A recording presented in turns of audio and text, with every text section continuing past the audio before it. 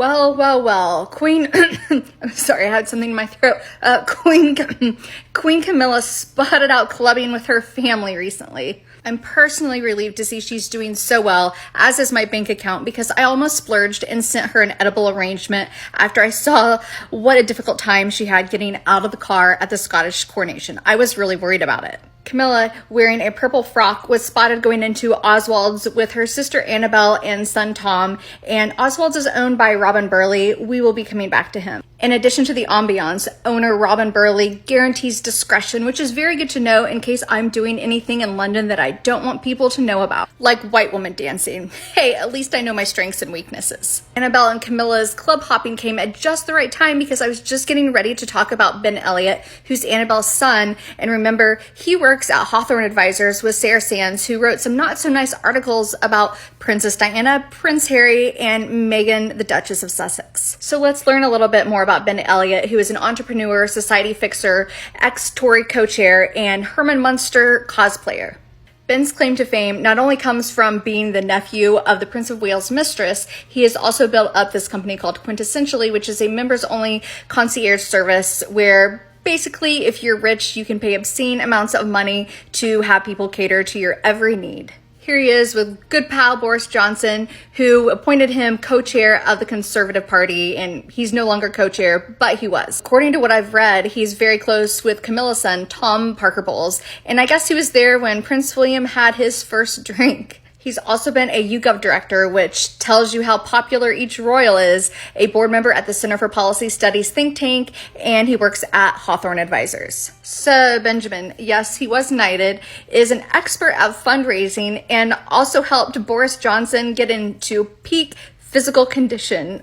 Not today, Satan, not today. But there's been some drama surrounding Quintessentially, and right here it talks about some former colleagues talking about how there was this Mad Men type environment, and there were accusations of sexism or other isms, so we can probably guess what those isms are. He's also been accused by multiple people of giving social access for political power. Here he is with Robin Burley, who owns Oswald's, where Camilla was just out clubbing. You can pause to read more about his childhood, but a fun fact is that allegedly it was at his mother Annabelle's 40th birthday party where Diana confronted Camilla about her relationship with Charles. Pop off, Diana. I just love Diana.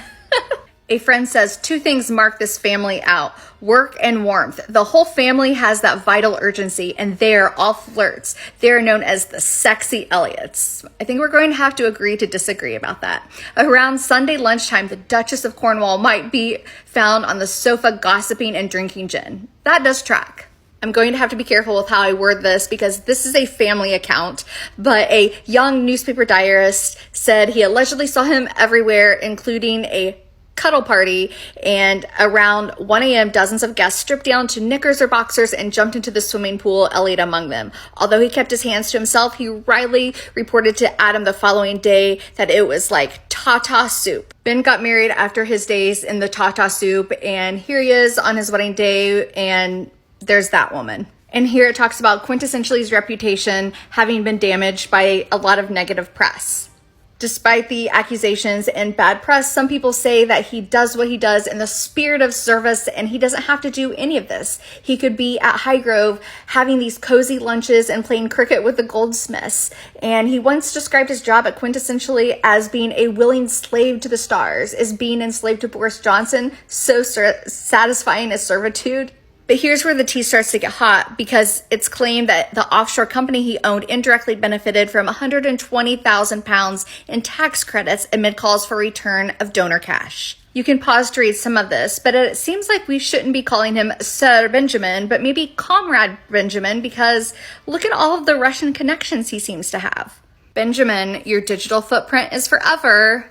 Yes, Quintessentially is linked to a lot of oligarchs, and apparently London is crawling with Russians. One of Quintessentially's clients was a former advisor to Vladdy Daddy and nicknamed the Bulldozer because of his reputation for forcing media companies to bend to the Kremlin's will. Oh, and the guy died under mysterious circumstances. What are the odds? According to the Times, his company employs 50 people in its Moscow office, and the site contains testimonies from satisfied wealthy Russians.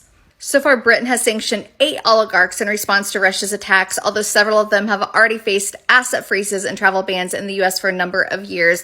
And that will bring me to George Santos in a later video. I know it's very odd. But Sir Benjamin says that his company is doing very well in Russia. I bet it is. And of course, they don't ask how these wealthy people get their income. They just care about getting their money, like capitalism at its finest. But once you start looking into who owns these British tabloids, it starts to make a lot more sense. I wonder how many Russians close to Putin have paid Ben to have tea with Charles and Camilla. Maybe I could pay Ben some money to pick up the phone and call his youngest son.